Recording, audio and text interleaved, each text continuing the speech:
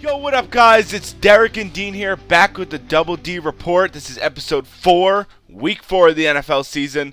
This week was filled with a lot of controversy, a lot of upsets, and we need to talk about our picks. That's the first thing we need to do. Fuck all of that. We need to talk about our week 4 picks this week. I'm going to start off with my first pick that I took. My first pick that I took was the Baltimore Ravens -1. Going into the week, I'd say that was pretty good. It's a pretty good pick. Towards the end of the fourth quarter, very stressful pick. Dean? I hate you. I hate you too. I mean, look, it was a good pick, and it worked out well. Dallas continues to prove to be dookie. And yeah, props where props is due. The Ravens won outright by 3, so good job on your first pick. Yes, sir. Yes, sir. Yes, sir. Let's talk about your first pick. Yeah, my first pick didn't exactly pan out too well. After a very first 2 weeks, the New England Patriots showed their true selves against the New York Jets and lost by a total of 19, not covering the spread, as many could imagine. So that didn't go as planned, and well, yeah, we're gonna have to make some adjustments for week 4 moving forward because I'm just gonna have to be better. Yeah. And there's one thing I will say. Editor, please cue this up right now. When I said to you, why the fuck are you picking that team? That's the stupidest pick I've ever heard in my life. Flashback. My first one, gonna start it off right off the bat on Thursday Night Football. The New England Patriots +6.5 God damn. against the New York Jets. The Patriots have played surprisingly well under their new head coach this year. The Jets have played surprisingly poorly. Yeah. With Aaron Rodgers coming back. The Patriots, no matter who is in quarterback, no matter what's going on, always play well against the Jets. I'm going to take New England Patriots +6.5. I think that could be one of the easier ones in my eyes for the week. All right, yeah, that's a good one. Liar! I could have been wording it a little differently, but that 100% happened because you're a dumbass. Look, man. The Patriots, after watching that game, I've learned a couple of things, right? First and foremost, they can't tackle. Yes. I think a dying Chihuahua could tackle a NFL player better than the Patriots did. It was almost like they just forgot how to play defense. And then clearly, obviously, on the other side of the ball, they only scored 3 points. So, you know what? You make mistakes, you learn from them, you get better, and it will be better off in the weeks ahead. I'll just save myself the grief here, and I'll go into my second rough pick, all right? And that was the Vikings. Not the Vikings, my apologies. That was the Raiders. The Las Vegas Raiders also got dookied on by the worst team in the NFL. So, you know what? Clearly, I need to stay away from bad teams when I'm picking these. Yeah. I clearly underestimated, the ginger god that is Andy Dalton. So, once again, learning from the mistakes, and we're going to move past them. And I will no longer be taking anything having to do with the New England Patriots or having to do with the Las Vegas Raiders moving forward. Yeah. Honestly, I did agree with you. The fucked up thing is I did agree with you because I didn't expect Andy Dalton to turn to prime Payne fucking Manning. Yeah. Motherfuckers throwing dots all over the field. This made no sense to me. Clearly, Antonio Pierce didn't think that was going to happen either because after the game, he had some strong criticism for his team and basically said, they made some business decisions to not even give a shit. So clearly there's some turmoil in Las Vegas, and I just happened to take it the week where there was the turmoil. So I appreciate the Las Vegas Raiders for teaching me a valuable lesson that I suck as a human being and as a bettor. You suck, you jackass. Yeah. Which is why you quit a couple years ago, but that's fine. Yes. And my second pick, I believe it was the Eagles. I don't remember the line for it though. I think it was +2.5. The Eagles are getting. Yeah, Eagles +2.5, and the Eagles fan, won. So proud of them. Pulled off a great win, even though Devontae Smith went down. It was a great win for them. Honestly, I was kind of scared when we couldn't drive on a team that I thought was fraudulent. But it proves like that our defense did play good though, because it stopped the highest like powered offense in the league, as what like Pro Football Focus, like all those other like analysis shit say that they had the best offense because they've had like 44 points, but that's whatever. I mean, your offense is still cause for concern. You scored a total of 0 points in the first 3 quarters, so right. let's not act that it was a phenomenal win or anything like that. Well, all right, think with Dean. We lost our right tackle with a concussion. We lost our star wide receiver right now with a concussion. That happened in like the start of the third-ish. I'm not gonna say like we couldn't we played Nick Sirianni overall. I don't know what the fuck he's doing. He needs to get his head out of his ass. He's making stupid play calls. I understand we're winning the games. And I said it was a phenomenal game. We won. For the players aspect, great. Coaching aspect, horrible. If you get what I'm saying. Yeah, no, I think we touched on this last week as well, where Sirianni has made some pretty brutal calls early in this year where a lot of it just didn't make sense. Some game management decisions that really didn't pan out or, just weren't the right decision for that time. And I think it really carried over. He just has to – I think he's thinking too much. I think he has to simplify things, let his star players be the star players. They really didn't utilize Barkley until the 4th, and then guess what?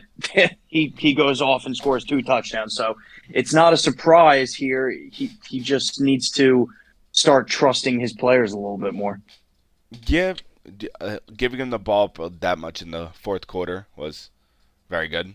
Give him a lot of carries and that 68-yard rushing touchdown, beautiful. Shows how fucking fast the guy is. I forgot how fast he was. I haven't seen him run in like that open field in a long time. Yep. So it was great to see as an Eagles fan, but horrible coaching. Can't get over that. I'll go with my 3rd pick, which was a disappointing pick. I can't be perfect. Was the Texans -2? No, they're +2.5. The Texans were -2.5. Oh, they're -2.5. They were favored. Yeah, never mind. The Texans were -2.5. They should have won that game. Going into it from if you look at you put rosters to rosters together, you would say, oh, the Texans are going to win. No. Sam Darnold shoved his dick so far up their ass. It was ridiculous. He owned them. 4 touchdowns. Yeah, I told you this last week when we were doing the picks, actually, and I said, so clearly you don't think the Vikings are, the real deal, and they're continuing to prove that they may just very well be the real deal. I mean, Sam Darnold did have himself a fucking game. Had a little injury scare at the end, but apparently he's okay, which is all good news for Vikings fans. They are 3-0 now, Derek. 3-0. Which makes... And I don't think anybody expected them to be even 1-2 at this point. I thought they would have been 0-3. Actually, no. Yeah? 1-2. They played the Giants week 1. Oh, thanks. Thank you. I appreciate that. Sorry. I'm just being honest. I think that was a gimme game, respectfully. But all right. Well, I'm just – no, screw you. We're done with you now. All right? Dick move. It's not a dick move. I'm going to go into my pick that was actually correct, which I took the Packers in their +2.5. I didn't understand last week why they were underdogs in the game, and I was thankfully proven right. Because the Tennessee Titans continue to be a mediocre team at absolute best. You're being generous. Will Levis continues to make mistakes here and there. He didn't throw any interceptions this time around, but he did have a couple of costly fumbles. Clearly a lot of work to be done on the Tennessee Titans side. They go to 0-3. The Packers go to 2-0 with Malik Willis. So that's always a good thing if you're a Packer fan, losing your starting quarterback and not losing a step, which is a good thing for them. But very happy to see that I at least got one of the spreads right this week. Yeah, very good pick. That's a great pick by you because they're favored, and obviously Tennessee is mediocre. I think they're actually horrible. That's my opinion. Because Yep. for Will Levis, I think Will Levis has for his second year being in the league, he has good weapons to throw to. He has Ridley Hopkins, and then who else does he have? He's another good young wide receiver. Carrier, I think his name is. It's like Okowarie, who's a very good young fast wide receiver, and it just feels like that they're not moving the ball properly. And bad coaching, Well, bad no, team. I mean the thing is that Levis is showing promise, right? This game he had 260 and 2 touchdowns, right? That's quality quarterback play, but not only first and foremost his offensive line is not that good. So he's running around for dear life back there, but he also continues to make extremely poor decisions when handling the football, whether it's the interceptions that he had in the first 2 weeks that have become memes now, where he's literally on his knees praying to God that he really didn't just throw that, or whether it's this past week where he just fumbles out of completely nowhere. So I think he just needs to, and obviously this is growing pains, and I think there are good things to look at in Levis, but I think they definitely need to continuously teach him to control the ball more, to maybe make some better decisions when in the pocket, especially when you have nothing else around you.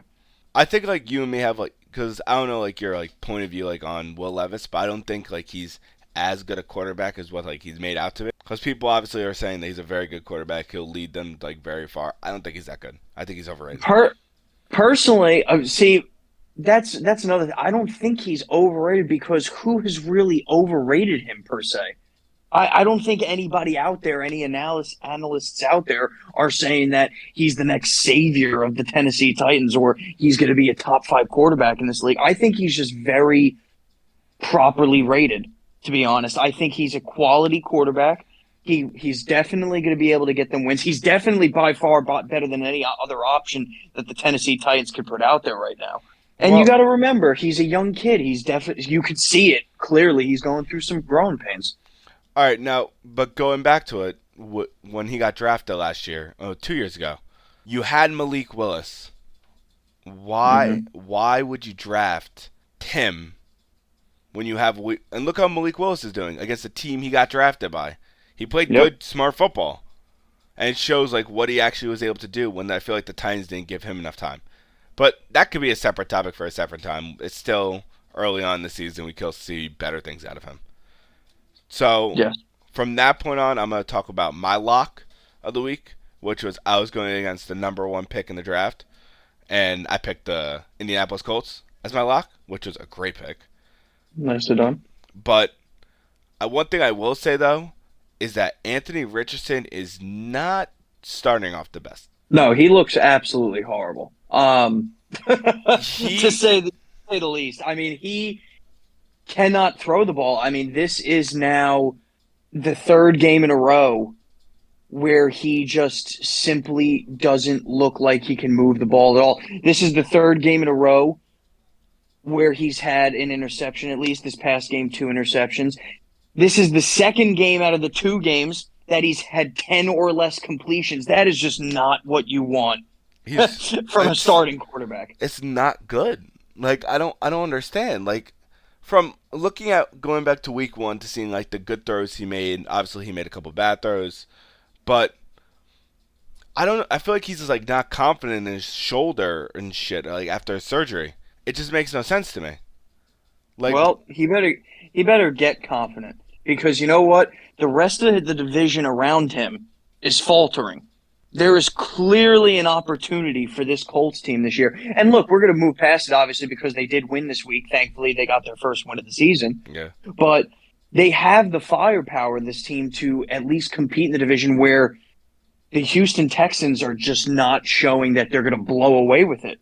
So there's definitely opportunity. He's got to get his head out of his ass. He's got to throw the ball more. I think there has to be better game planning for him to throw the ball more. Yeah. Because they do have the weapons in Michael Pittman, Alec Pierce, and then you have a couple of tight ends, and even JT out of the backfield. So I think they definitely need to improve upon that moving forward. Yeah. But nonetheless, good lock of the week, sir. Thank you.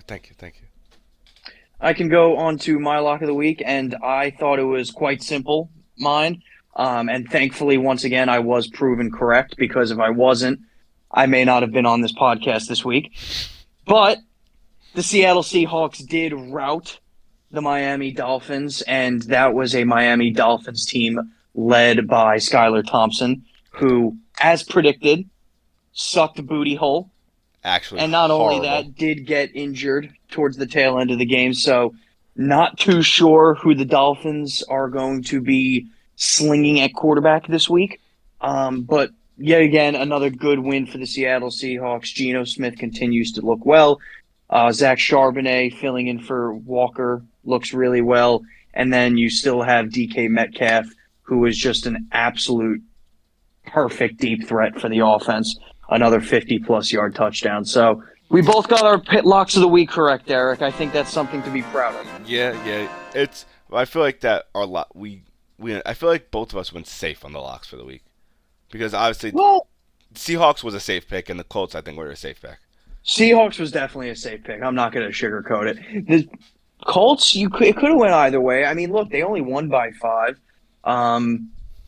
This was their first win of the year, so I do give you some props for going the Colts. I thought it was a bold pick. I did think it was the correct pick, because everybody knows my feelings about Caleb Williams, but which are starting to stand a little more and more and more every single time I see that dumb little fuck play. Look, we can get to that another time, but nonetheless, good job on Sir Locks.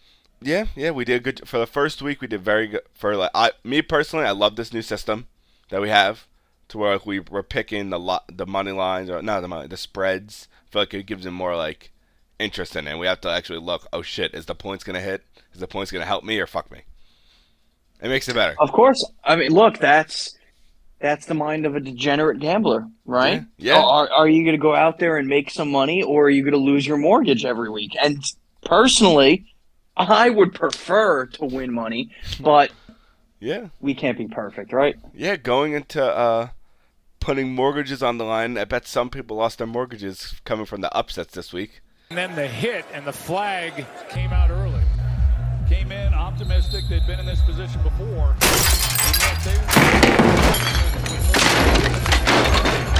Yes, perfect segue. I mean, if you'd like to get started on it, there were quite a few upsets going into this week. Yes, there was. One of the upsets, I would say, starting off at the 1 o'clock games, is the New York Football Giants beating the Cleveland Browns, who are, I believe, a better team than the Giants. Damn right it was an upset. Are you kidding? Are you kidding? No, the only reason why I'm saying it wasn't that much of an upset is because the Browns had, I think it was 19 people injured. 19 of their starters injured. They did not have much players playing. Bro, I don't give a shit. I don't give a rat's ass who they had playing or who they didn't have playing. They not only are the better team than the New York Football Giants, the first 30 seconds of the game recover a fumble on the kickoff, and then on the first throw of the game get a touchdown to Amari Cooper. And you're telling me this wasn't an upset? I thought that was a precursor to things to come. I thought I was just going to turn off the TV in the first 30 seconds of the game. Yeah. I wouldn't have blamed you if you fucking did. Because the Giants didn't start, I would say pulling away. Start doing, well until, the start of the second quarter. The first quarter was pretty dry. It was just punt. The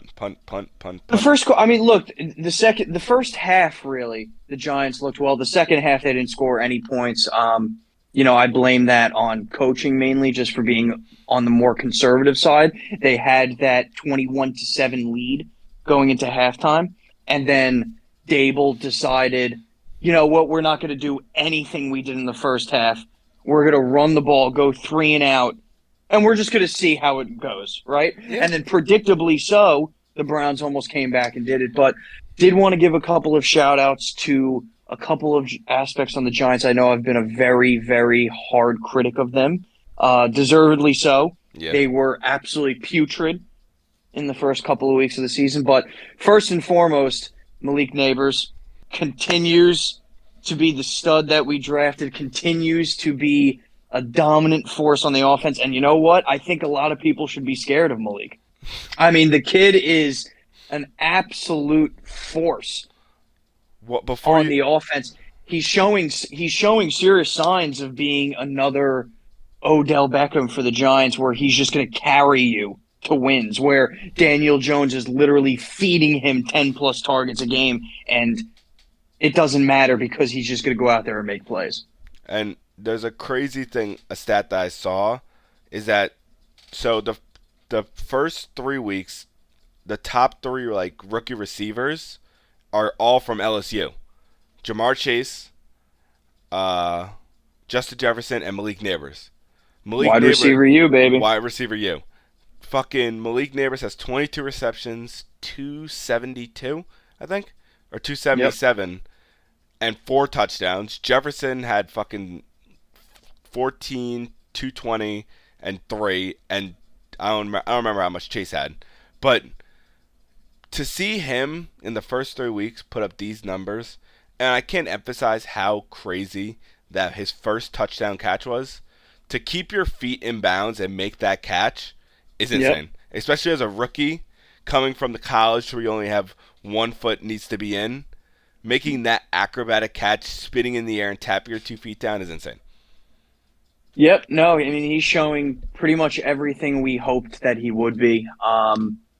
He's clearly the only bright spot of the offense as of right now. I mean, Daniel Jones had a game where he didn't make any mistakes, which is a good thing, but he also just completely fed, Neighbors, and that's what you have to do, to be honest. If you're going to have any success moving forward this year. Not that they're going to have much success. I still think they're going to maybe have 3 wins on the year. But the other part of the Giants that I wanted to compliment was their defensive line. Finally showed up. 8 sacks on the rapist in Deshaun Watson. All right, and nobody's blocking. I mean, it was a beautiful thing. We were getting pressure to him almost every single play. I think after the game, I would be surprised if Watson didn't go into the locker room and beg any of his teammates to give him a little bit of a rub down, because he was definitely sore from the waist down. Oh, 100%. Why don't you go across the street and buy some condoms? Because we should at least be safe if you're gonna fuck me. That I swear, I saw the pass rush that I saw from your defense is what I thought I would see in the first 2 weeks. Agreed. Fucking with Kayvon Thibodeau firing from like every fucking cylinder on the field, just going boom, boom, breaking every edge. Brian Burns actually showing up. Yep. And then sexy. Don't forget Sexy Dexy. Yeah, Dexter Lawrence played very well. Did he have a sack and a half, or was it? I know. Dexter Lawrence is not even a question at this point. The best defensive tackle in the league. And hold up, wait a minute. No, let me think. Let me think. No, it's true. It's true. I think Christian Wilkins is better than him. Okay, well, you're just completely. I'm not. oblivious. No, Christian Wilkins is all right. That's what we could talk about this after we're done, because I think that's a crazy take that he's the best. I don't think it's a crazy take. Dexter Lawrence, from PFF standards, has the highest defensive rating out of any defensive tackle in the league through the first 3 weeks. Okay, the second is Cameron Hayward. All right, yeah, I forgot about Cameron fucking Hayward. Cameron Hayward's better than him. Wilkins, I would have to look. Oh, Jesus. No. Okay. All right, hold on. This is also unbiased. Wrong. This is also like probably a little biased. I hate the Giants, but I don't like. Don't get me wrong. Dexter Lawrence is a great defensive tackle, but he is not the best defensive tackle in the league. He is. He just is. I'm sorry, I can't go off a fucking thing. Pro Football Focus, even though I brought it up earlier. That had Daniel Jones. Like he had one of the highest. No, it wasn't Daniel Jones. It was a quarterback who's horrible with like a very high QBR. Look, I would have to look it up. I hate to break it to you, bias or no bias, Dexter Lawrence is the best defensive tackle in the league. He is. It's just fact. It's just fact. There's no disputing it. I think you can ask any higher up ESPN analyst, you can ask any NFL scout, Dexter Lawrence is the best defensive tackle in the league. I just don't think so. I really don't think so. The thing is, it sucks because if I actually knew like defensive tackles like off the top of my head, I would name them. But I don't. The two closest defensive tackles to him are Cameron Hayward, who is also having a very good year so far, and then Calais Campbell. He's not even a defensive tackle. He's a left end. An interior lineman. So would you consider a left end like a right end, or no? You want to? Calais Campbell lines up most of the time on the interior side of the ball. I'm gonna come back to. I'll remember this. I'm gonna come back to this next week. Well, I need to do more research because I genuinely do not agree with this. Fine. I will be so happy to hear after all this bullshit research that you speak of when you come back next week and be like, "Oh, Dean, wait a second, you're right. I promise. Sexy Dexy is the best defensive tackle in the league." If you're right, I will say those exact words. Okay, I look forward to it. All right, Is there anything else you want to talk about this game, or? Absolutely not. I don't want to spend any more time on the Giants than I have to. Okay, so now I want to hear one of your upsets you saw in your eyes. Well, I mean, I honestly think one of the biggest ones for the week was, simply put, the Buccaneers getting absolutely shit pumped against the Denver Broncos. Yeah. I mean, the Buccaneers looked nothing shy of unbeatable the first 2 weeks. And then they put up an absolute stinker of only 7 points against the Denver Broncos. And not only that, they allowed Bo Nix to look like a quality quarterback, where in the first 2 weeks he had a lot of growing pains as a rookie. I think just this being the game that it was, especially where the Tampa Bay Buccaneers were on top of that in their home stadium, favored by 5.5, going a little bit back to the better side. But the Denver Broncos just came in there and completely shut down the Buccaneers offense, which the first 2 weeks seemed unstoppable. It's just, I was not expecting that at all. The offense from the Broncos is horrible. That's 100% true. But but the defense of the Broncos, they've shown back-to-back weeks that they're a very good defense.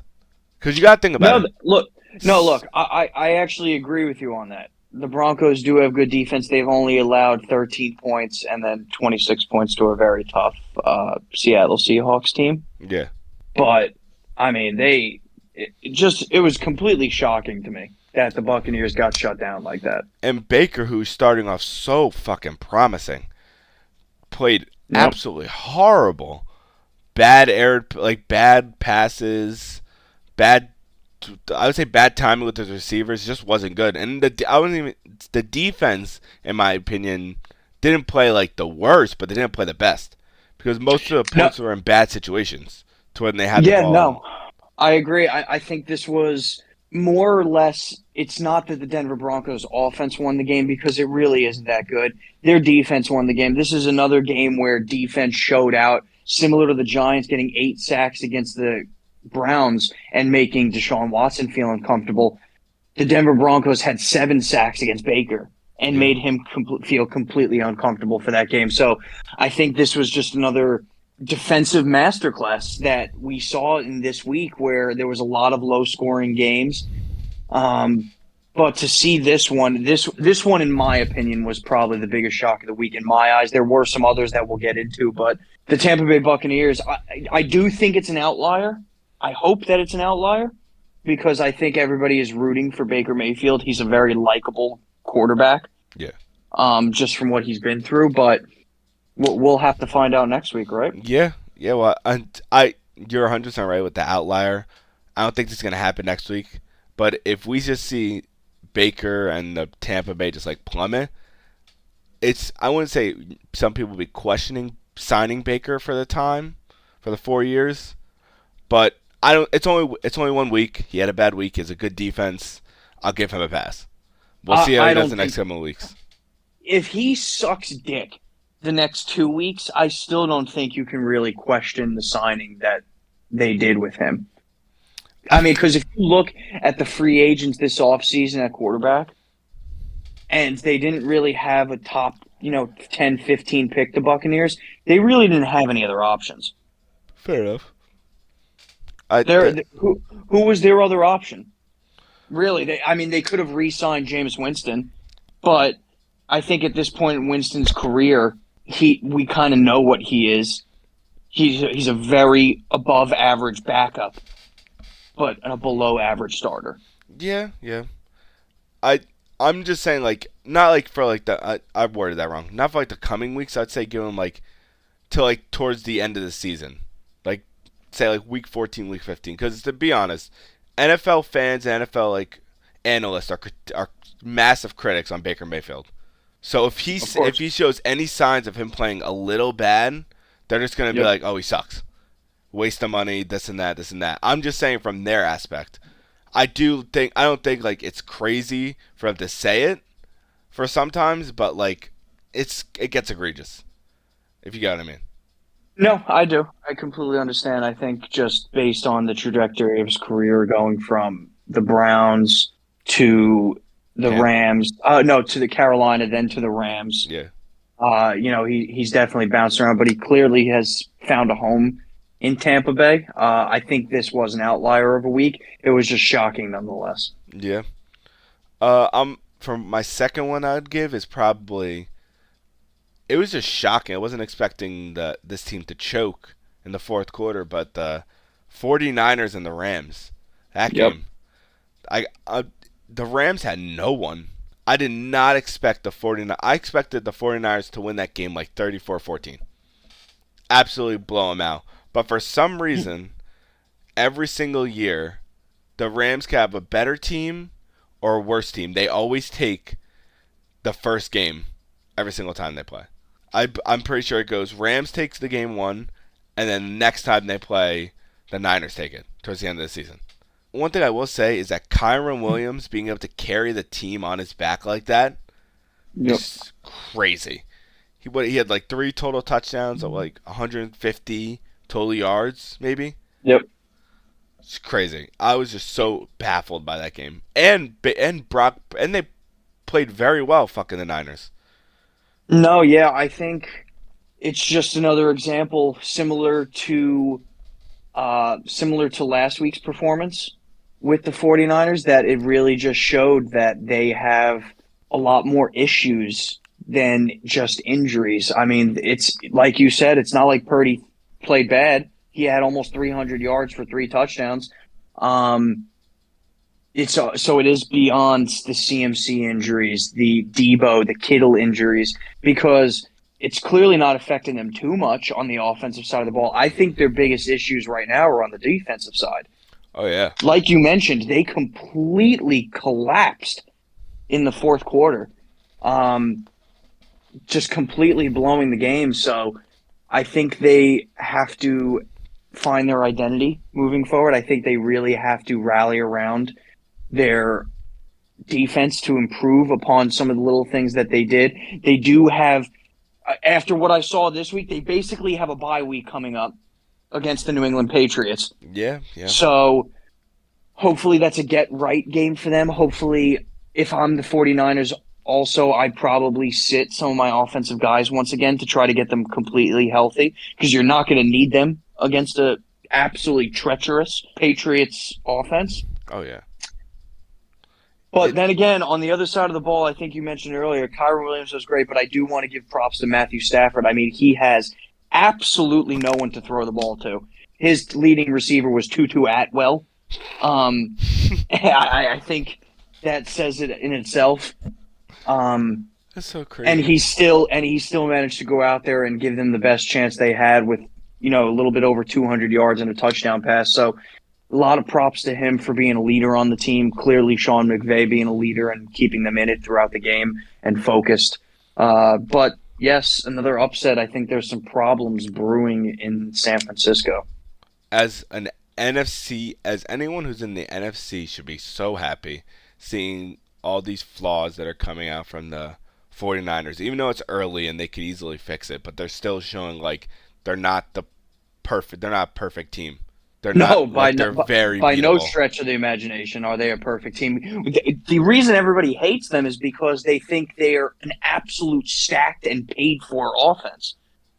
Which you traded for CMC for basically pennies on the dollar, yeah. and then signed him to a deal. You just signed Ayuk this offseason. You have Debo, you have Kittle, you have Brock Purdy. I mean, it is a completely stacked offense, but and it defense. hasn't mattered.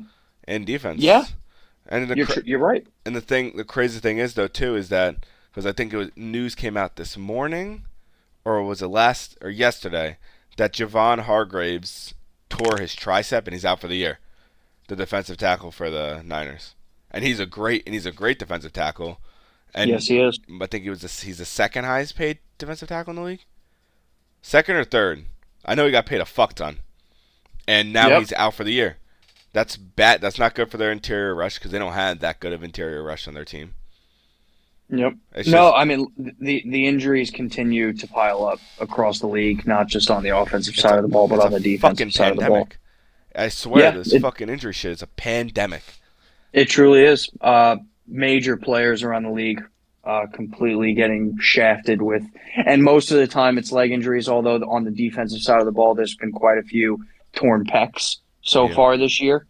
But the leg injuries continue to completely belittle the league, and they're going to have to do something about it. I'm not sure what, because there's so much money being made, but they're going to have to change the way these guys are trained, maybe. Yeah, they need to fix something. This shit's getting insane. Do you have any other upsets off the top of your head, or no? So this one, people can go back and forth on. I personally thought the spread on this one was astronomical. Way too much. It was -8 in favor of the Bengals. I think everybody and their mothers took the +8 on the Washington Commanders side, but I still do think it is an upset that the Bengals went 0-3 here. Their defense continues to be just absolutely nowhere. Giving up 38 points to a rookie quarterback in Jay Daniels, who, not taking anything away from him, he did look phenomenal. He balled out on Monday night. He really did ball out. The kid looks great. But I mean, this is a very disappointing start, to say the least, for the Cincinnati Bengals. They usually do start 0-2. I believe I said this last week. This is the third year in a row they've started 0-2, but they always bounce back. Yeah. And they did score 33 points. It's not like they put up a stinker on offense. Burrow looked really good. Jamar Chase looked like Jamar Chase. He popped out of his shell. He did. It was just a matter of time, but their defense couldn't stop two fruit flies fucking. No. Yeah, you're 100% right. It's actually horrible. Like, I think I could have taken a fucking high school team and have like a good coach in the NFL run a high school team. Perfect. I think they'll go right there off that defense. Whoa. This is worthless. It's insane. They're just, don't get me wrong, as what you said, Jaden Daniels I don't know if it's Jaden or Jalen. Pretty sure it's Jaden Daniels. All right. I'm almost positive. All right. Jaden Daniels is a good rookie quarterback. And, like, he just started, and everyone expected the Bengals to do great on the defensive front and stop him, as they said with the spread. But to see what that defense did, it's like it wasn't even a defense. It made no sense to me. Like, I'm also very pissed off. I had him in fantasy. They gave me -1 points, which is, oh my God, frustrating. Yep. But I thought maybe they would get a couple sacks, a pick or two, because Jaden, I think, has had 1 or 2 picks in his first 2 weeks, which I believe which is not bad.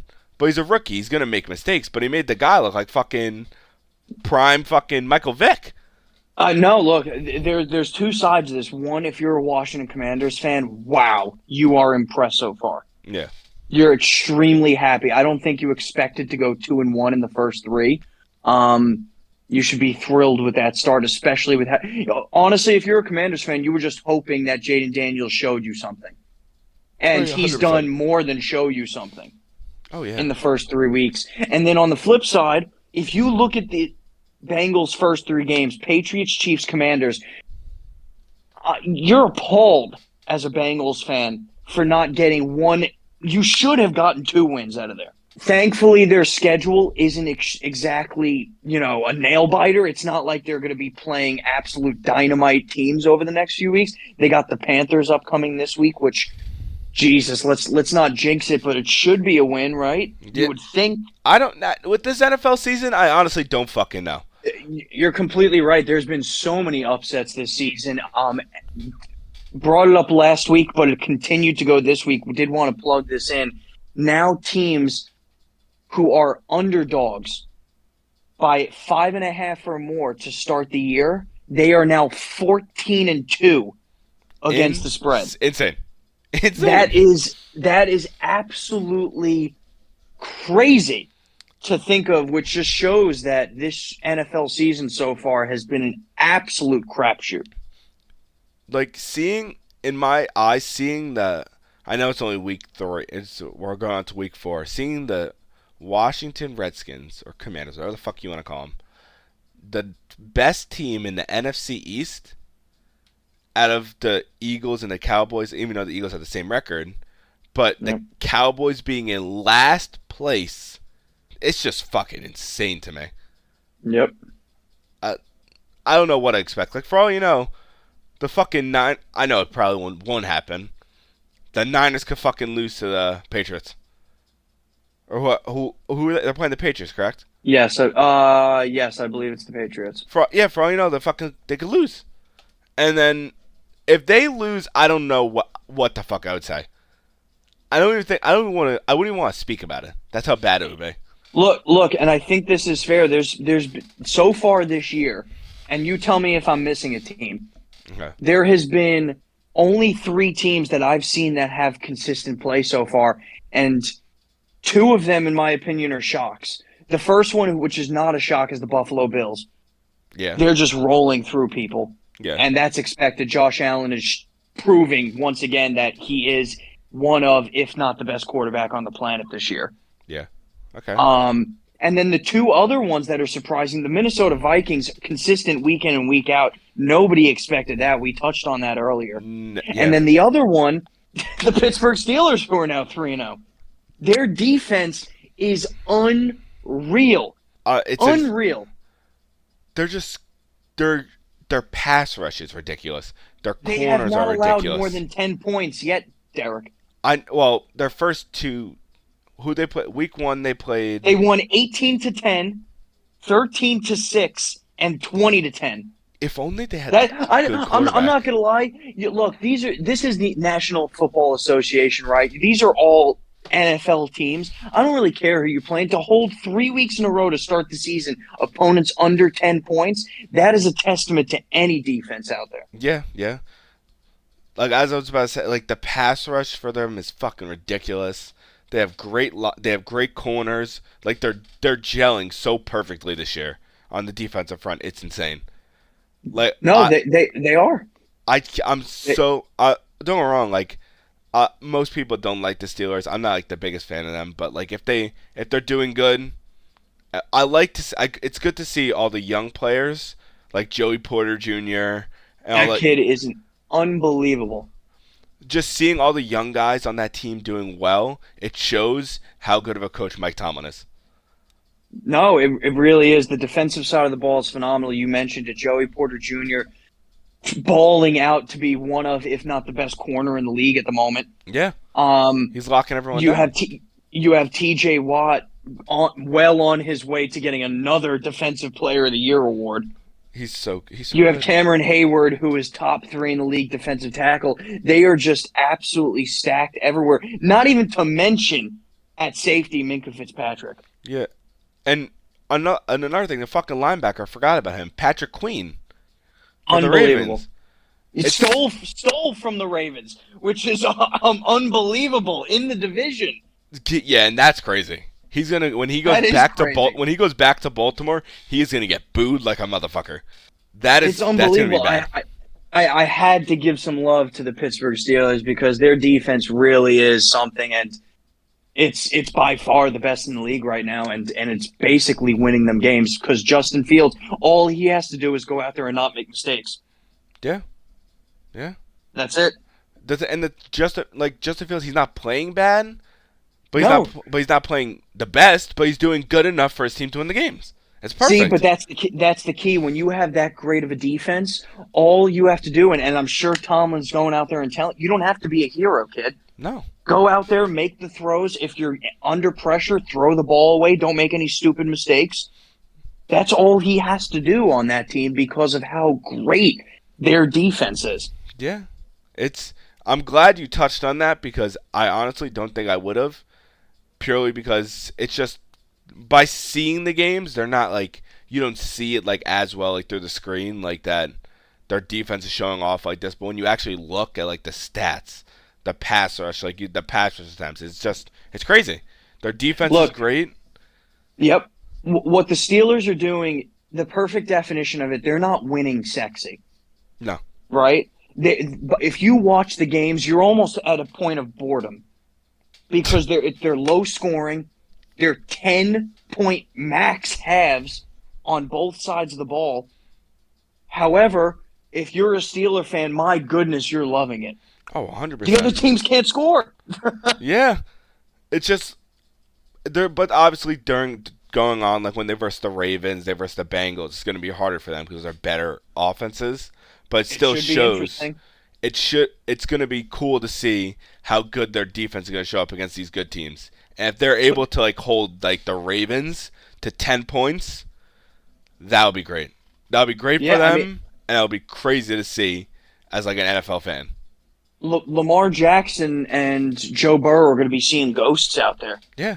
And it doesn't help that Burrow lost their left tackle, Trent Brown, for the year. Yep. Which it's gonna be fun. It's going to be very fun, and unfortunately for us, we do have to wait a little bit because they don't really play those games until later in the year. Yeah. That's just kind of how the schedule propped it out. Their last, it looks like 8 games, 6 of them are against divisional opponents. Yeah. Not sure how the scheduling went on that one, but it's going to be fun towards the end of the year. Yeah, yeah. I think that was a great segue to get past because I think we touched on all the upsets mainly because I wouldn't consider the one game I wouldn't consider is the Texans versus Minnesota. I wouldn't consider that an upset because they're both 2-0 teams. They both are playing good. Can't consider that an upset. So moving on from this, I want to talk about we sort of talked about them, but sort of didn't, is the Dallas Cowboys and Mr. Dak Prescott. Everything that can go wrong has. Do you think he is overpaid? Absolutely. Okay. However, there's a caveat here, right? And you're seeing it first and foremost this year where offense is at an astronomically low level in the NFL. Passing is well down. You can see it that quarterback play is down across the league. These teams are being forced to pay these quarterbacks because the alternatives are just that worse. Yeah. So is Dak Prescott being overpaid? 150%. 150%. But if you're on a Dallas Cowboys perspective, if you're Jerry Jones, you kind of have to. You don't really have a choice because your team, your offense, you're not going to waste generational talent in CeeDee Lamb with a rookie quarterback or with a quarterback that you're just going to find in free agency. Yeah. It's a very tough position to put these teams in. Look at the Giants 2 years ago. You paid Daniel Jones $40 million a year, but you kind of had to. Yeah. It's these situations that are putting these NFL teams in such tough spots because the quarterback plays down throughout the league, but the alternatives are even worse. Yeah. It's going on with what you said. I will obviously agree with the caveat that they don't have that many options to go for. But it also doesn't help, like, going on the side. Obviously, I believe he's extremely overpaid for many reasons. One of the reasons is I think he's like top 10 quarterback, but I don't think he doesn't deserve that much money. Like, he deserves, I'd say, he got a 4-year extension for what, $234? I think he deserves maybe a 3-year extension for like $160, maybe. Repeat his contract he had before because he hasn't done anything And obviously, like, from the first 3 weeks of the season, obviously they beat on a bad team as the Browns. Yep. And then they lost to the Saints, which it's still a high-powered offense, and they lost to the Ravens, which is a great team. Obviously, they had two hard opponents back-to-back, but seeing CD and Dak not connect how they should and seeing like what's going on the sidelines, it's not good. Like, no, it's not. And I think moving forward, especially just from the first 3 weeks alone, and obviously a lot can change in the next 14 weeks of the NFL season, right? It's a very long year. We could be having a completely different conversation in the next couple of weeks. But I think a lot of NFL teams and a lot of NFL GMs are looking at these contracts. Dak Prescott getting paid $60 million a year. $60 million a year. That's fucking and he insane. has not played even close to that contract in the first 3 weeks. Hell no. Trevor Lawrence getting paid $55 million a year. He has worse stats than Daniel Jones. Yeah, he's playing fucking horrible. I had faith in him. No offense to your guy, Jalen Hurts. He's not exactly throwing the cover off the ball for $51 million a year. No. Tua, he's getting paid $53 million a year. He may be dead. We don't even know. He's not even. He's watching the game. It could be cloudy. Motherfucker has sunglasses on. I don't know if you saw the game, but he was on the sideline. He had headphones in and had a fucking sunglasses on, like he was blind. Oh, of course, because if he had any sunlight or if anybody spoke to him, he'd have a seizure on the spot. I feel bad for obviously going back. I feel bad for Tua, but like, oh my god, he's overpaid, astronomically of course. overpaid. And then you go to the source of all of the overpaying in the NFL. The one quarterback who started it all, Deshaun Watson, getting paid $46 million for raping people. And then the guaranteed money. Don't forget about the guaranteed money. And on top of that, the guaranteed money, which was $160 million of it. No, my bad. It was all. It was. Wrong. It was almost it's all of it. It was all of it. It's all of it. $230 million. I mean, at this point, if you're an NFL GM, you got to be real careful with paying these guys, because I realize that the quarterback play in the league is down and the alternatives are bad. But do you really want to spend? We're going to go back to Dak here really quick. Do you really want to spend $60 million on a guy who is just not taking over any of the games? No, like, you're 100% right. It's just with going back with Dak is like he's not producing for a $60 million quarterback. Like, for example, Lamar, I believe he deserves that money. He would deserve that type of money. Purely because he's had 2 MVP seasons. He's brought them to the conference championship once. He brought them to the conference championship once. And he's played good for his team. Consistency. That's what it's about, the NFL. Consistency. Dak has been like this. Like a fucking roller coaster. Derek, let me ask you a question. Who would you say are the 2 best quarterbacks in the league? I think it's unanimous. 2 best quarterbacks in the league? 2 best quarterbacks in the league. Mahomes. And I'd say Lamar, honestly. All right, I'm going to say Josh Allen. I say Lamar is like, and Josh Allen are like this. I feel like that's a coin flip. Let's go to Mahomes really quick. Mahomes is definitely the best quarterback in the league. Oh, nobody is disputing that, right? Not debate. There are 11 quarterbacks being paid over him. Well, that's also because he had a $500 million contract that was deferred. Yes, he has a $450 million contract. I completely understand. But to think, I mean, this is just how sports should work. The best players deserve to get paid the most because they're carrying their teams. Exactly. What has Dak Prescott done for his team? Nothing. Absolutely nothing. Absolutely nothing. What has Trevor Lawrence done for his team? Nothing. What has Tua done for his team? Brought a lot of views.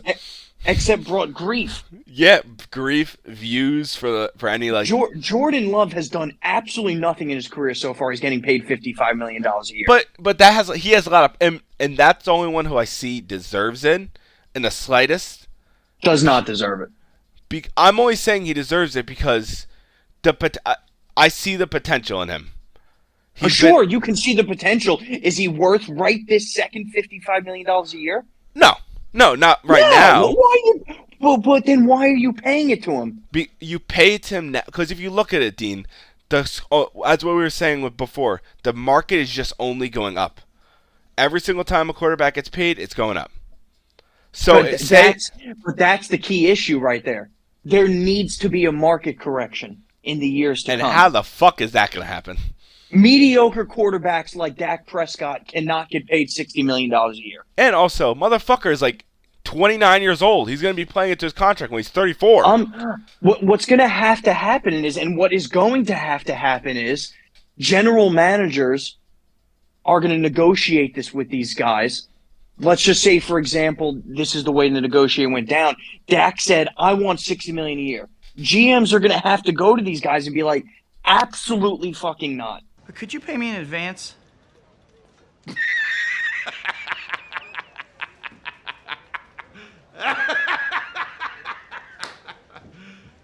You serious? Yeah. like Absolutely not. Not deserve that much. Like, no. Go out there, go see what you're worth. I guarantee you won't get $60 million a year. And you're going to have to look to the alternative too. Is you're going to have to start weighing these options. Would you rather be paying this guy $60 million a year, right? Or do you want to take the chance to go out there for maybe an underrated quarterback in the first few years of career, like the Minnesota Vikings did with Sam Darnold, and take a chance? Yeah. They could have paid Kirk. They could have done it. I forgot about Kirk Cousins. But they chose that the alternative for them was better. What was better, paying Kirk Cousins $45 million coming off a torn Achilles, or going out there into the market with the alternative, and they went after Sam Darnold, who they gave, I don't even know. Let me take a quick look here. What the hell is Sam Darnold getting paid? $10 million for the year. He's still on a prove-it deal. On a prove-it deal. He has a lot of. I know he has a lot of incentives in his contract. Of course. But that's what's going to have to start happening with these teams. These teams are going to have to get bold, and they're going to have to not pay these guys and completely ruin their salary cap. Salary cap in all sports, I'd have to say, is just getting ruined every fucking year. And to go back onto the point that we originally started, right, is Dak Prescott getting overpaid. If I'm a Cowboy fan, obviously you wanted Dak Prescott back, right? Yes. You had to have him back, especially because you just paid CeeDee Lamb an astronomical amount of money. Well deserved. But you know what? After this year, if the Dallas Cowboys, because of salary cap, are forced to let Micah Parsons go, God, am I going to be fucking pissed as a Cowboy fan. Oh, 100%. I'm going to be livid. The thing is, they cannot let him go. And Micah Parsons, from like what we've seen, is not the type. He's not going to take a cheap contract. Of course not. But that's where the issue lies, because if you do give him his money, if you do sign him to a long-term deal, which he very much deserves, because he is one, if not second best defensive player in the NFC. Yeah. If you're the Dallas Cowboys, you basically just have a team of three extremely paid players and then just a bunch of mediocre players that you're filling around them because of salary cap issues. Yeah. And I forgot. So you're going to be a mediocre team. Yeah, just not even I don't even like. If you really think about it, if the past 2 years, what made their team was their defense. Yeah. Their defense helped them out on so many fronts, which made their offense get the ball more. They had the ball a lot more, scored a lot more points, and all that shit. But it also doesn't, like, going back to like the overpaid, it screws over your other team, your teammates, by getting this big contract. Like, I don't think Trayvon got paid yet. He might have got paid. He has. He did. 5 years, $97 million. All right, that's still good. That's very good for a corner. That's great for a corner. Almost $20 million a year. It's just like all the young guys who are coming in, they're gonna be stuck, like not getting good contracts because of Dak Prescott. No, what's gonna happen is They're going to leave. And yes, the Dallas Cowboys are not going to be able to afford them, and they're going to draft all these young, promising talents, and they're going to take their talents elsewhere because the Dallas Cowboys can't pay them. America's team fumbling the money. It's kind of crazy. America's team. They haven't been America's team in 30 years. They haven't gotten past the first round in 30 years. I know that, but that's how when you hear football talk and they're talking about the Cowboys, they say they're America's team. Do I think they're America's team? No. No, they're dog shit. They're horrible, but this is coming from an Eagles fan and a Giants fan. They're dog shit. They have not made it past the first round in 30 years. With Dak Prescott, they haven't done anything. And that's with Dak Prescott. That's with Tony Romo, who is a very good regular season quarterback. Playoffs?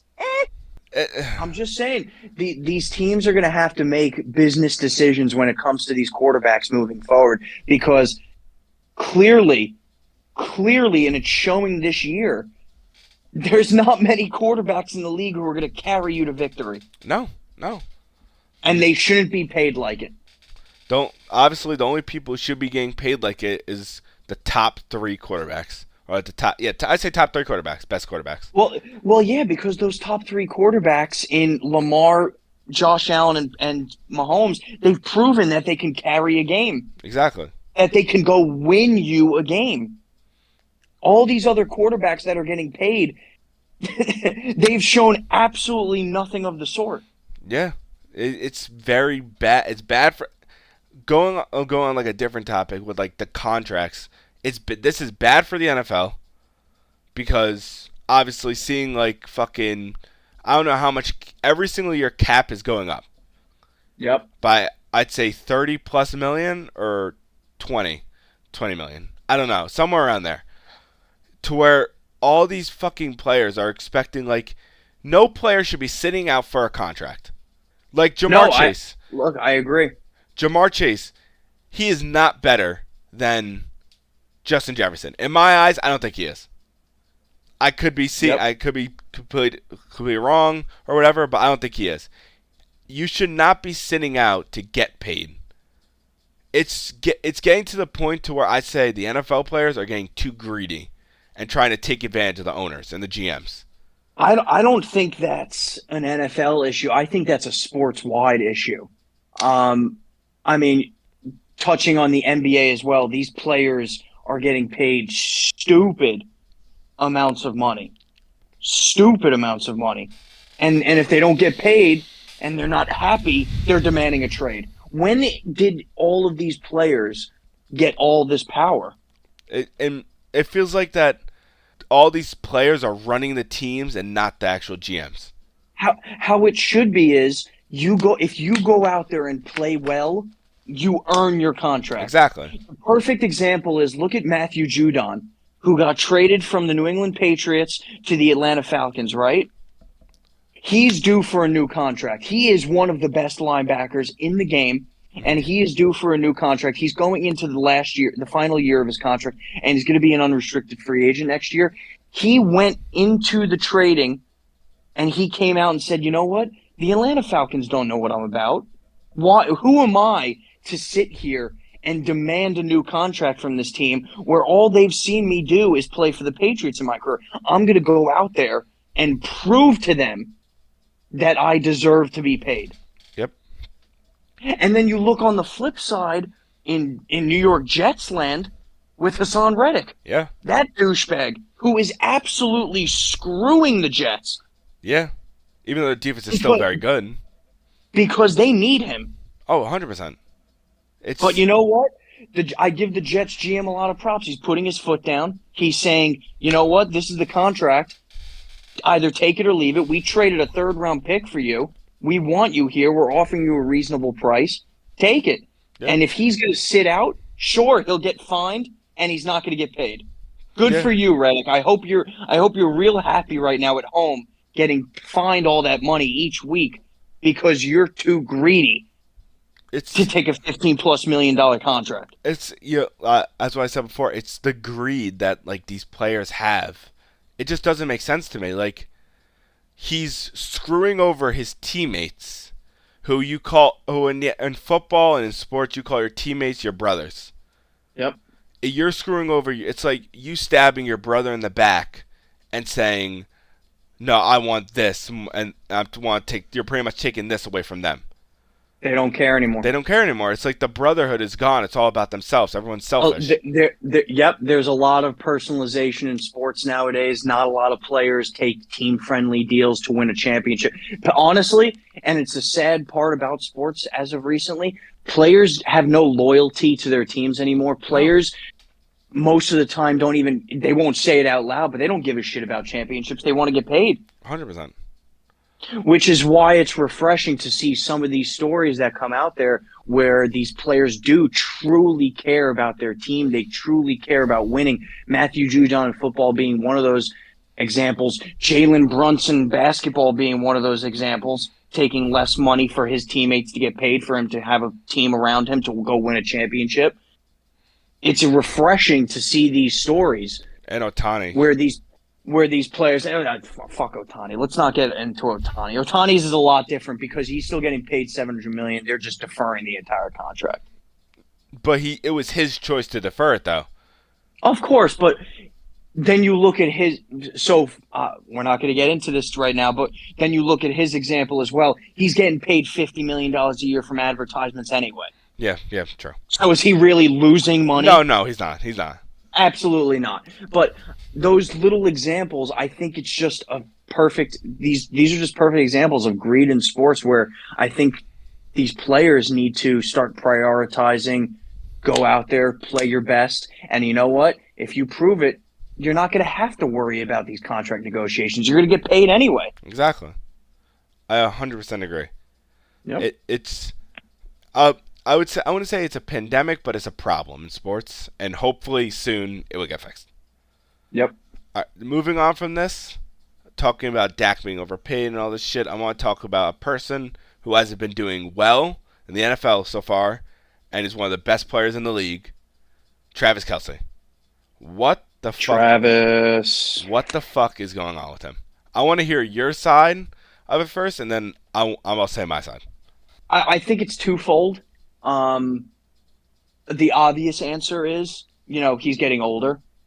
He is 34 years old. For a tight end, that is a brutal position. Not a lot of people realize how much goes into a tight end. Mm-hmm. I mean, you're not just going out there catching balls and running routes as wide receivers do. You're pretty much blocking on every single run play. You're basically an extension of the offensive line. So it's not an easy position. He is 34 years old, which is old in the NFL for any position. And then on the flip side of that, Mahomes just is getting more weapons. I mean, he's spreading the ball around to whether it be Rice or Worthy, even Juju now coming in there as another option on that side. You have Pacheco, who I know is out, but he's always that option. I mean, there's just a lot to throw the ball around, a lot more speed out there, and I think it's just they're game planning to win, not to get Travis Kelce the ball. I obviously I do agree with you, but I feel like it's more towards on the side of the weapons, and I feel like that Mahomes is seeing, when you think about it, 95% of the time Travis Kelce's no matter what getting double covered. He's in the slot, he's getting double covered. He's getting a linebacker and a safety on him at all times. When he's coming off the line, he's still getting two on him, and he's going to be like that for a very long time until he retires, I believe. Look, this guy is if not the best tight end the league has ever seen, right? Yeah. I mean, he has had an absolutely phenomenal career so far. It still has years to come, or depending on when he wants to hang up the cleats. This is not an easy league, to continuously be as consistent as you want to be. So that's why all the greats, such as a Patrick Mahomes, such as a Tom Brady, are just freaks of nature, where they did it year in and year out. This is a tough league. And especially on top of that, we've talked about it the last couple of weeks, offense is just down this year. Yeah. So that could be contributing to it as well. All of these things together, and I think, honestly, I do think you're right. I think it's just the weapons that are around him now that are just getting more open because Travis is being double-teamed. It's also like because seeing like he's probably when I started watching football, I'm pretty sure he was a rookie when I started watching football. I believe somewhere around that time. Yeah, he was a rookie. To where I saw him, he's like the last player that I remember who was like big back in the day. Yep. And now seeing him, I think this might be a hot take. I think he might. If the Chiefs win a championship this year, he's retiring I wouldn't doubt it. because he's done so much. He doesn't have to, and I think by now, hopefully, the guy wants to settle down and live his life and not like stress out anymore about and just pretty much chill with his brother. I Live mean, the to be life that fair, he wants I to. think he's living life as it is, with or without the stress of football. But I mean, he's coming up. Look, this is his 10th year of his career, man. I mean, like I mentioned earlier, tight end is not an easy position. Yeah, it's blocking. It's grueling. And a lot of hard hits coming from linebackers too. That shit takes a toll on you. That's what you said with the injury, like his health, like keeping his body in shape. Look, That's gonna be hard as shit. This guy, not a lot of people realize this with Kelsey. I mean, yes, you can argue or whether or not 34 is an old age in the NFL or not. You can argue whether or not how many more years does he have left. This guy is so underrated in his health. He has missed 3 games over his 10-year career. I did not know that. That's fucking unbelievable. Insane. That's insane. I actually did not know that. I thought he's missed a year, maybe. That's unbelievable, Derek. Holy shit. He missed 2 games last year, 1 game in 2020, and 1 game in 2017. So 4 games in his career he has missed. That's fucking crazy. That is unbelievable at his position in this day and age in the NFL where everybody's bigger, stronger, where the linebackers are bigger, stronger. This guy is an absolute testament. He's a perfect specimen at tight end. Yeah. And not a lot of people realize what kind of toll that takes on your body. Yeah. I do, obviously, it's age, it's the coverage, but I feel like that we also have to put a little bit of it on him because he isn't playing the best. I feel like we're giving him a little bit of excuses because he has made a lot of mistakes during the games. He has a couple flags this year, which more than the past couple years to start off the year. I feel like he's not there in right headspace. I don't think he's in the right headspace right now, if you know what I mean. Because like you just see on the sidelines, from seeing it from being an outsider, he doesn't look there. Like he doesn't want to be there. Like he's in pain or something. I don't know if it's that. I mean, look, with how great he's been throughout his career, I think it may more. There's no way he's not having fun. I mean, the team is winning. Yeah. So it's definitely not on that. It may or less more be an ego thing, right? And that's not to say that he's not being a team player because he clearly is. Mm-hmm. He's not demanding the ball from Patrick Mahomes. They're still prioritizing winning over getting the ball to Travis. Mm-hmm. But all of these players, no matter how good of a team player you are, you want to go out there and do good for yourself. Yeah. So yes, maybe he's a little bit upset just because from an ego perspective. But at the end of the day, this is a business. They're going to go out there and do their best to win no matter what that means, whether that's Travis Kelce getting 1 catch a game or whether that's getting 10 catches. Yeah, yeah. Oh, and this is because I can't believe I didn't even fucking think of this. I know one defensive tackle who's better than Dexter Lawrence. Oh, here we go. Going Chris back Jones. to this bullshit. Chris Jones. Chris Jones. Isn't Chris Jones a defensive end? No, he's a defensive tackle. His proper position is defensive tackle. He lines up on the interior all the time. I can't believe I didn't think of him. He is astronomically better than Dexter Lawrence. And you cannot say he's not. I'm taking Sexy Dexy. You're an idiot. You're an actual fucking moron. I'm going to, while you move on to the next segment, and I'm going to look up both of their stats. I can't believe you're actually looking up their stats. I cannot believe because I'm so confident that Sexy Dexy is the best defensive tackle in the league. You're so wrong. You're so wrong. All right. I'm going to move on to the next topic, and I'll start speaking about it. Wait. I got him up. I got him up. All right. So we can edit this out. Are we going off of this year or just like maybe the last few years? Up to you. Last few years. Okay, well, I'll start off with this year. So far, Chris Jones has 1 sack, 1 forced fumble, and 1 solo tackle in 3 games. Okay. So far in 2024, Sexy Dexy has 3 sacks and 6 solo tackles in 3 games. Okay. So he is light years ahead this year. So far. Light years, he says. So far. Okay. So far. Now go in the past. Go in the past. 2020. All right, we're going to look just in the last 2 years. How's that? Yeah, last 2022 and 2023, Sexy Dexy has a combined 12 sacks and a combined 67 solo tackles. Okay. Okay? Okay, now let's hear it. Over the last 2 years, Jones, astronomically better on the sack side. He has 26 sacks over the last 2 years. But on the solo tackle side, he only has 50. Only 3 less tackles. So, look, they're different players, right? Chris Jones, more is speed. He can move around the line, go towards the outside, get to the quarterback sack. Dexter Lawrence is that prototypical run stopper in the middle, and he allows other people around him on the defensive line to get better because they're double teaming him. And that's not to say they're not double teaming Chris Jones either, because I'm not going to take away from that. Yeah. But I will say, this year, Sexy Dexy is the best defensive tackle in the league so far. I want to virtually smack the living shit out of that Kirby.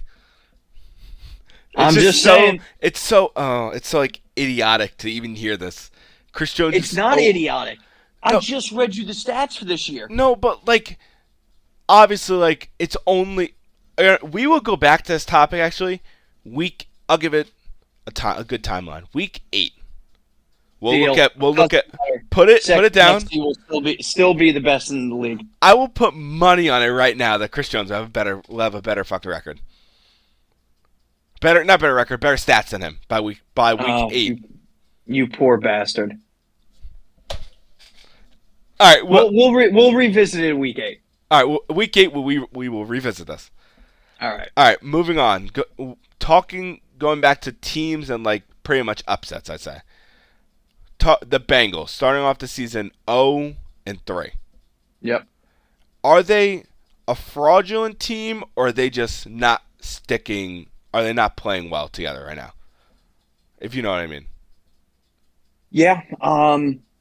I want to say they're just not playing well together right now. Okay. I don't want to go as far as fraudulent. They had a lot of turmoil in the offseason with the whole situation with Jamar Chase. So the offense wasn't completely right until, let's be honest, probably week 2 going into Kansas City, where they played a hell of a lot better and only lost by a point.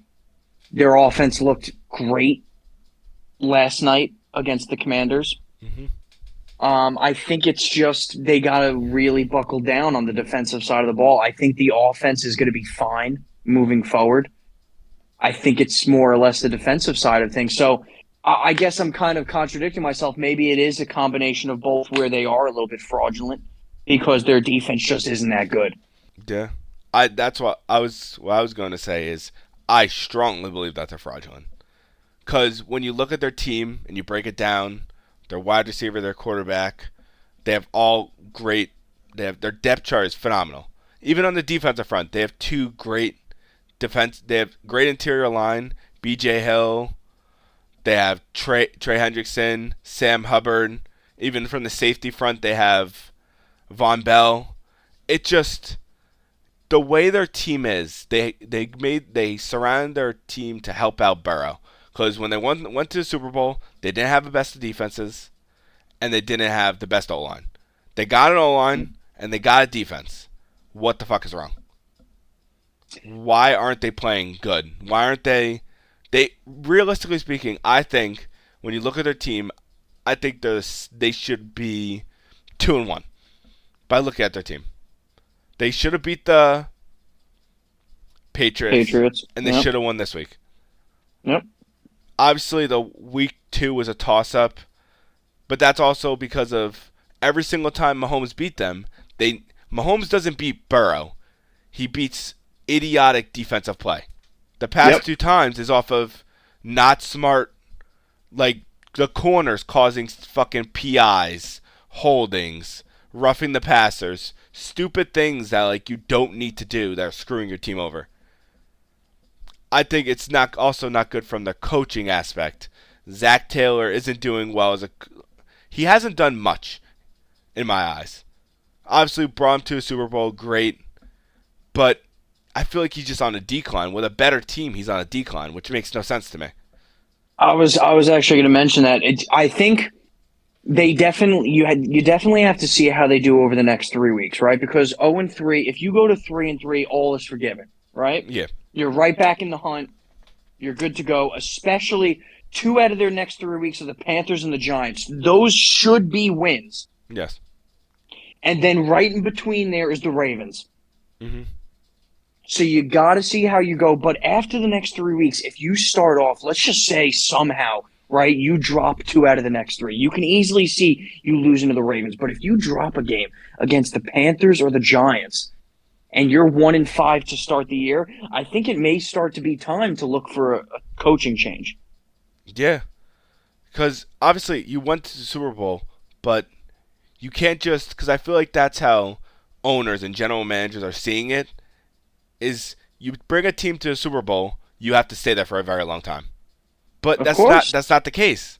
If they're getting progressively worse, why keep them? Obviously, like, it is only week 3. It's hard to say fraudulent, but as of now, from what I see as an NFL fan, I'd say that the Bengals are a fraudulent team.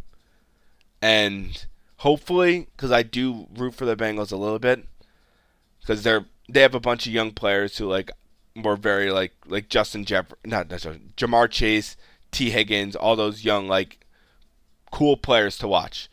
Overall, will they stay on the fraudulent standpoint? I believe they won't, but it's very possible because if they also with injuries fucking over the year, it could just get worse for them. Yep. Do you have anything to add or? No, I think it's just these next 3 weeks are crucial, especially against 2 very, very subpar teams, and then the Ravens. If you can go 3-0 the next 3 weeks, we're having a very different conversation. But if you go 1-2 in the next 3 weeks, I think it may be time to just have a coaching change mid-year, get him out of there, start fresh, because clearly something went wrong if you're losing games against the Patriots, the Commanders, and Panthers/Giants. There's a problem there. Moving on from the team, we got to talk about, because we've been talking about this for the first 3 weeks, is fantasy. Fantasy standouts. I want you to give your 3 best players that this week, in your eyes, who stood out to you. I mean, for starters, Juwan Jennings. Yeah. I think that's the obvious one, right? Yeah, obvious. Very obvious. 12 targets, 175 yards, 3 touchdowns. I mean, that's just ridiculous. It is. He stepped into that role perfectly with CMC continuing to be out, Kittle being out, Deebo Samuel out. He stood in there flawlessly with really Ayuk underperforming again. Yeah. So give him a lot of props. Obviously, he was a huge standout this week. Going to give a shout out once again to my boy Malik Neighbors. Continues to be a stud of a rookie. Yeah. Clearly the one bright spot on the Giants offense that we're going to see week in and week out now, even when the Giants suck. I think he's still going to have a very good productive week. I think so too. Just because of the volume of targets that he gets. I mean, last week 18 targets, this week 12 targets. Clearly, Daniel Jones we're seeing a pattern here. He's very where reliant he's just on going to he's going to feed him. Yep. Mm-hmm. So love to shout out him. And then the third one, gonna go to a team that made a huge change. I'm gonna go Deontay Johnson. Yeah, right. That's a good one. Panthers made a huge change, a huge organizational decision this past week to bench Bryce Young for better or for worse. Ginger Jesus came into the lineup and was slinging the rock. Yeah. And Deontay Johnson showed what we all thought he would as that number one wide receiver for the team. And it's only going to get better from here on out because Adam Thielen was just put on IR. He got put. I didn't even know that. He got put in the IR? He did. Holy shit. So Deontay Johnson is going to clearly have his target share increase. He had 14 targets this past week, and I think it's going to be pretty similar in the coming weeks. So those are my 3 standouts of the week. I think you did pretty good. You stole one of mine, obviously, with Malik Neighbors. But Yep. I don't blame you. You're a Giants fan. So one of mine is going towards my Eagles is Dallas Goedert. Stood a fucking 10 receptions, 170 yards, no touchdown, but he came up very strong towards the end of the game, and now with potentially no Devontae Smith next week with the concussion, we don't have AJ Brown. It's either pretty much the number one target is him. It goes him, Jahan Dotson, then Saquon. Maybe Saquon above Dotson. But with all the injuries like covering the NFL, it's going to bring like Dallas Goedert's, I'd say, rank up. These injuries are going to help him, but obviously he's going to screw over the team. But he played phenomenal. 27 fantasy points in PPR leagues, which is great from a tight end. Tight ends don't fucking do that well. Yeah, most of them aren't like doing well this year at least. Like McBride, he's not doing what he should be doing. Or obviously Kelsey and shit. But moving on. You want to laugh. What a dick. What? I'm just saying. You said Trey McBride, best fantasy tight end in the league. I don't know about that. The season is early. Okay. But remember, you laughed at me for saying Dallas Goedert, and just saying.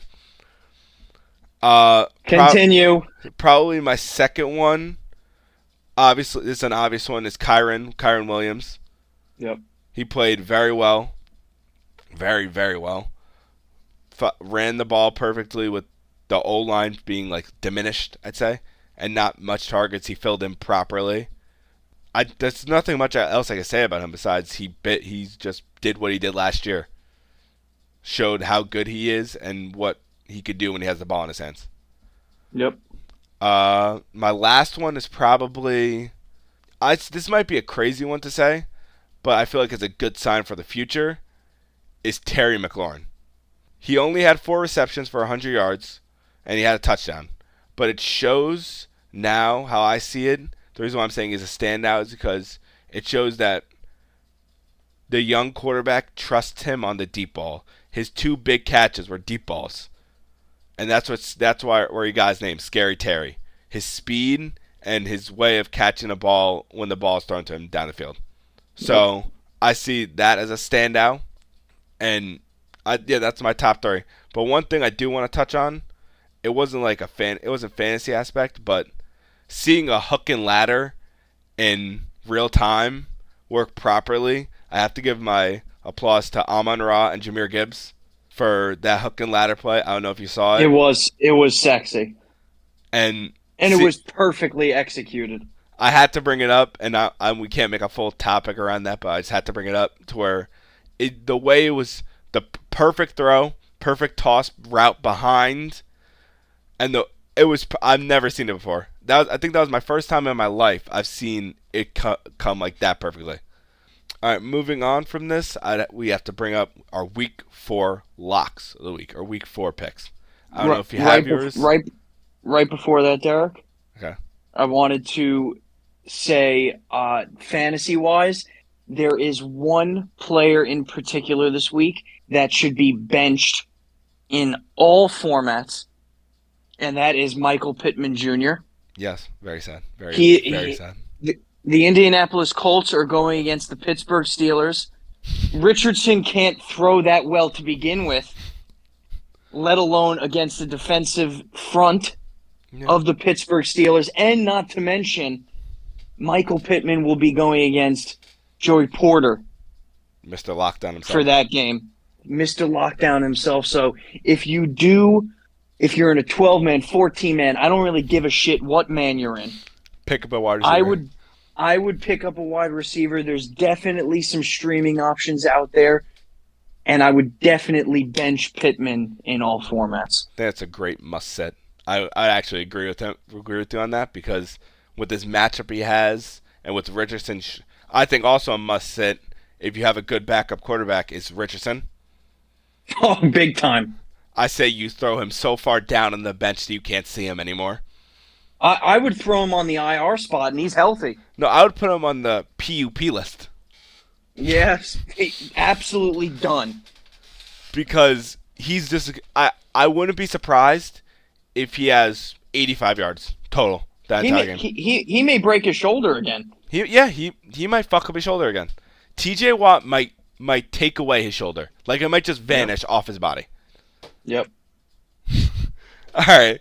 So going on from that, we'll go to our picks. I don't know. Beautiful. Do you have your picks already? Oh, damn right I do. All right, let me just pull up my picks. And then, do you want to start first? Or you want me to start? I can start. So, as we did last week, we'll start with the spreads that we do, and then we'll go into our lock of the week. So, each one of us will have 3 spread picks. Then we'll go into our lock of the week. Thankfully, technically, you can count last week as week 1 for this new format. We both succeeded in our quote-unquote lock of the week, which is nice. I went 1-2 in my spread picks. Derek went 2-1. So Derek is ahead in the standings as of right now, but the season is young, ladies and gentlemen. You're also dumb. So with that being said, my first pick for the week is I am going to take the Los Angeles Rams +3. So they're taking 3 points against the Chicago Bears. I think the Rams showed a lot of heart last week against a clearly much better team in the San Francisco 49ers. And Chicago just continues to falter. I understand why they're favorited, just because Los Angeles is so depleted. But I will be taking the Rams +3 this week. Well, shit. So, all right. So this is my question for you, because I'll come up. Yes, with we can have this. We can have the same. All right. Now we just can't have the same lock of the week. Okay. Yeah. All right. So my pick 1 was the Rams. I thought I looked at the line before, and I'm pretty sure it was 2.5. I guess I must have went up to 3. Okay. So, obviously I'm taking the Rams +3.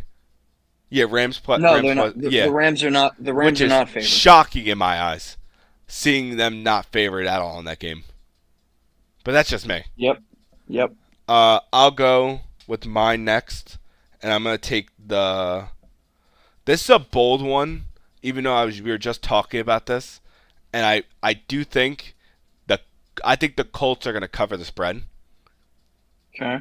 So I'm pretty sure they're not favored in that game. Yeah, I'm taking the Colts +1.5. Okay. That's a perfect segue into my pick because I'm going to take the Pittsburgh Steelers -1.5. Oh shit. I think with their defense, with the way Richardson looks, I don't think there's a snowball shot in hell that the Indianapolis Colts even come close to sniffing a win this game. That's fair. I see it on the other standpoint, but I have faith in Anthony Richardson. I wouldn't start him in fantasy, or I wouldn't start Pittman in fantasy, but I do think they're gonna win that game.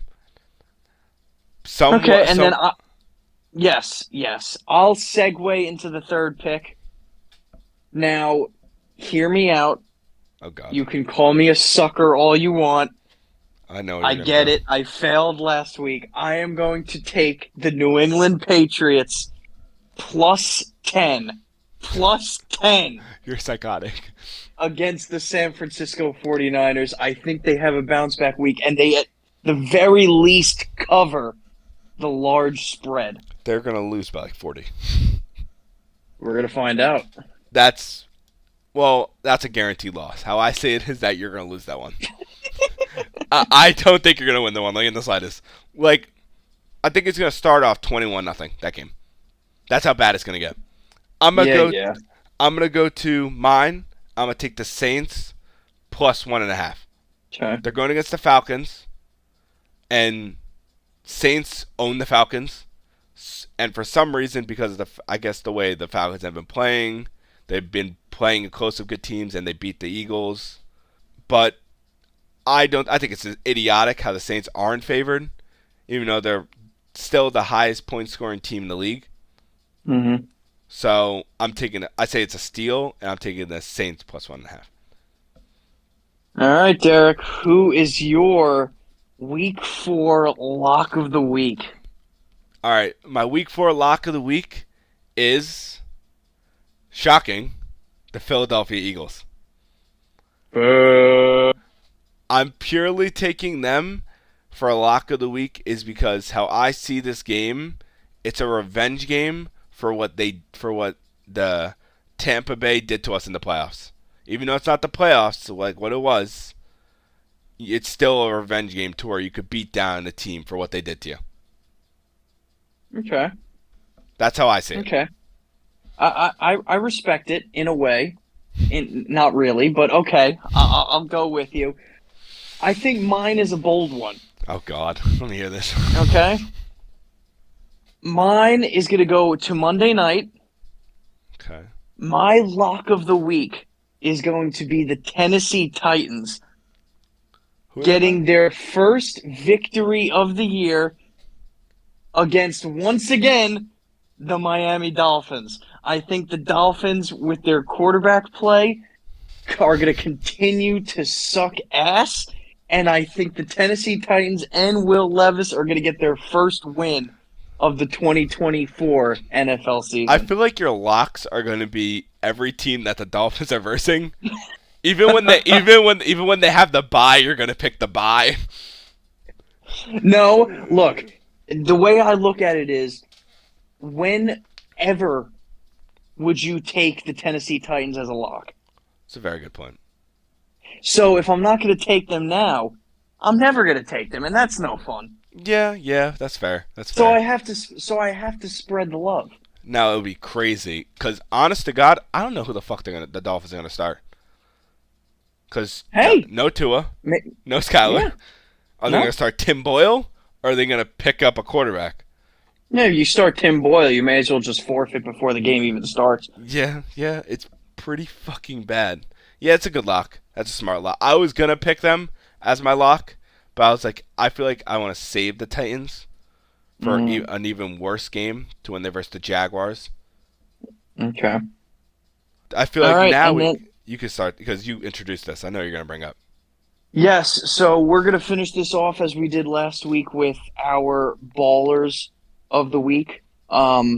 This transcends sports. It doesn't have to be in the sports world. It could be in the social world, the entertainment world, the political world, whatever we feel somebody or someone or a team of some sort excelled.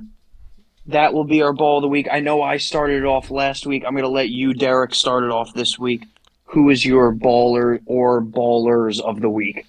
My baller of the week is staying on the football aspect, and I'm going to give it to Jaden Daniels. I'm giving it to him because for a rookie and playing the game he had against a good team, against a supposed to be good team, under the lights Monday Night Football, a primetime game, playing that well, it's great to see, and he balled out. In general, he played phenomenal, and I don't think all I could do is just give him his flowers, and I think he'll be the best rookie quarterback to come out of that draft. Very nice. Very nice. My ball of the week is going to stay in the sports sphere, but it is going to go outside of the NFL. I'm going to move my way over to the NHL here. Okay. And my baller of the week is going to be Guy Gaudreau. Now, for people who are not familiar with this, I'm not sure if there's a lot of hockey fans out there. There was both Johnny Gaudreau and Matthew Gaudreau. They tragically lost their lives, both of them, in this summer to a drunk driver training one late night. Guy Gaudreau is their father. He was formerly a hockey player, and he is now a coach of various high school, college, intramural teams. he was invited by the Philadelphia Flyers and by John Tortorella, who is their current head coach, to come to practice and assist him in the coaching aspect of one of the practices. This is a very tough thing, obviously, for a father to lose both of his sons. I give Guy Gaudreau a lot of props going into that practice, helping out some of the team, give them their wisdom. He was extremely lively, which is always a good sign after such a tragedy.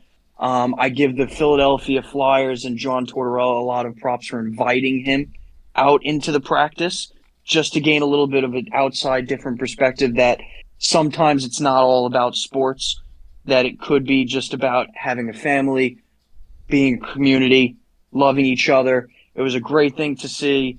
Great practice. My ball of the week, Guy Gaudreau. That's a great Very pick. nice. That's a great pick. And you might have saw, I don't know if you saw, where I made a face. I only made that. I thought you were talking about the guy on the Rangers. No. Because as soon as that's the first thing that popped in my head was the Ranger. I don't know if if his name is pronounced the same.